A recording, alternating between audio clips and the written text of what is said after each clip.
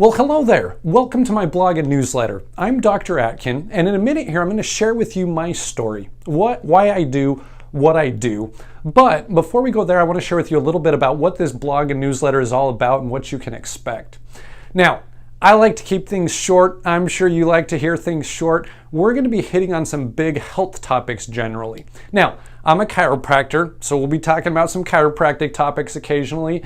I've got a master's degree in herbology and have studied a lot in regards to herbs and natural remedies, so we'll be talking about that. I'm a father of 4 kids right now. My kids are 10, 8, 6, and 2. So we'll certainly be talking about how to take care of kids and their health and things that pop up as far as that goes.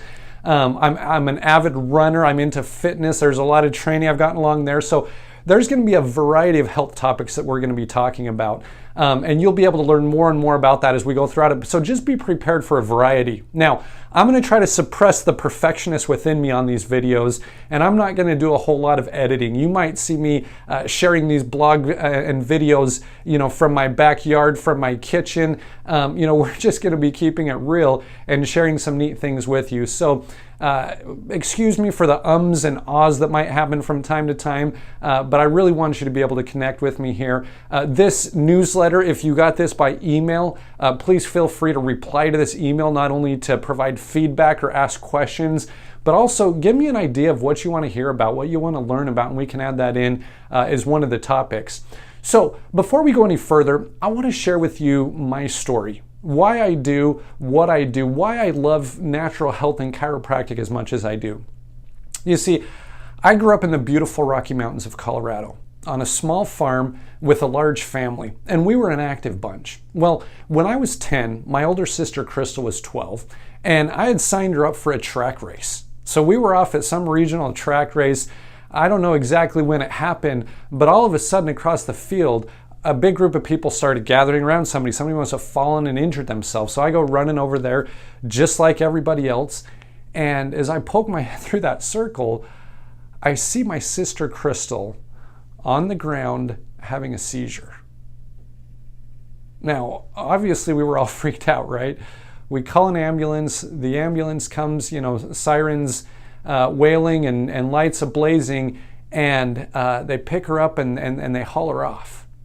And I remember that was a pretty helpless feeling, watching my sister go off in an ambulance, because at age 10, what do ambulances mean?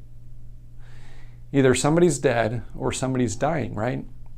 Well, we followed over to the hospital, and a half hour later, Crystal came out of it, and she actually seemed completely normal. Doctors couldn't figure out what had happened, so we thought, well, that was kind of weird, and life moved on. Well, a couple of weeks later, she fainted again. And then she fainted again and again and again. And before long, Crystal was having a seizure almost every single day. We went to all kinds of doctors who came up with all kinds of theories, ran all kinds of tests, but they couldn't figure anything out. All they could determine was that if they broke an ammonia capsule underneath her nose, the vapors would go up into her head, they'd wake her up, she'd move on, and actually would seem completely normal after doing that. So this happens day after day, week after week, month after month, and after 2 years of this, the unthinkable happens. Crystal has a seizure. She doesn't come out of it, and she becomes fully paralyzed from the neck down as a result of that. I can only imagine what my dad was going through. As a father now, it must have been helpless trying to figure out what you could do for your little girl. Well, he threw us all in the Suburban. We loaded up. We drove the 3 or 4 hours to the nearest major regional hospital where all the specialists of the specialists were. He put his foot down and said, listen, I'm not going anywhere until you figure out what's going on with my girl. So once again, all kinds of doctors run all kinds of tests, come up with all kinds of theories as to what's happening. And once again, none of them pan out. I remember sitting through those specialists explaining what they thought was happening. I probably learned more about how the human body worked during that time than almost any other time. But every time they tried a new therapy or a new drug, nothing seemed to really make a difference until they gave us her very last diagnosis. And I don't know what the official name of it was, but what it boiled down to is that they decided that it was all in her head. That a 14-year-old at that point was looking to get attention, and so she was fainting herself into paralysis, and that there was nothing that they could do about it. Needless to say, we didn't exactly buy into that one. We knew that Crystal wasn't faking it, but there was nothing else that we could do. And so we went home and she was in a wheelchair, and that was that. Fortunately, I don't know how, maybe a couple months later, somebody says, well, listen, you need to go see my chiropractor. And I'm sure, I don't know what was going through my dad's mind at the time. I'm sure he probably questioned them and said, hey, you see she's paralyzed here. I mean, I don't know what a chiropractor has to do with that.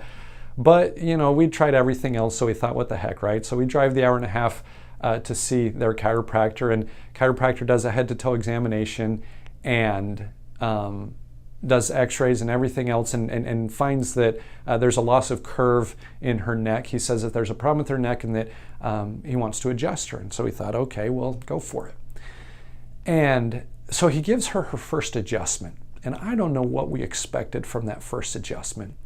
But she's laying there on the table, and there's silence. We're kind of like, I don't know, move or something, right? And so right after that adjustment, for the first time, Crystal had movement in her fingers and in her toes.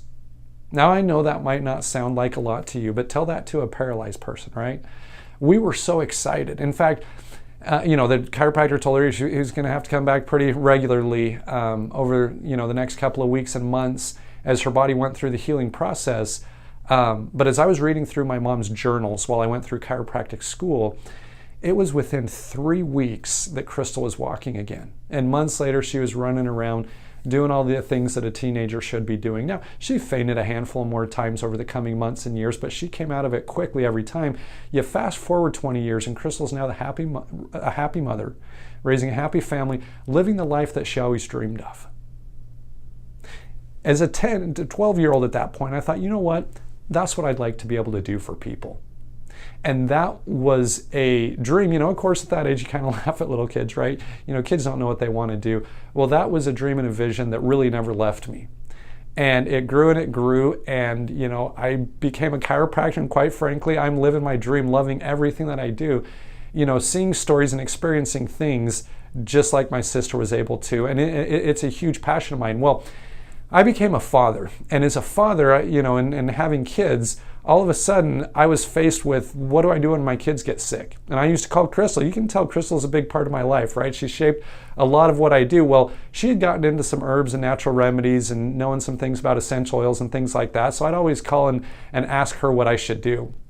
And she'd give me an idea. Well, eventually I wanted to learn more for myself.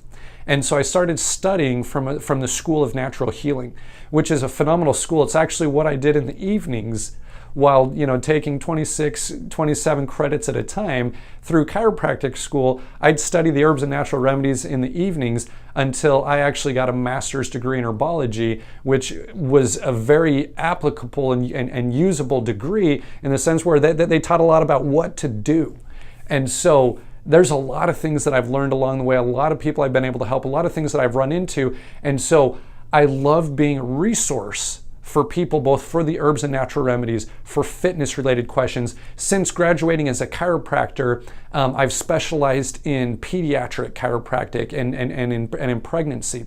So we do a lot with kids and infants and health-related issues, and love taking care of pregnant women and families. Obviously, the name of my practice is Family Focused Chiropractic. And so there's a lot of things that I plan on sharing with you in this blog.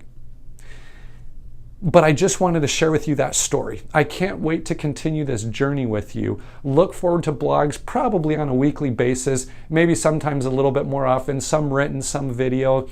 Feel free to ask any questions that you have, but welcome to the blog, welcome to the newsletter, and I look forward to going through this journey with you.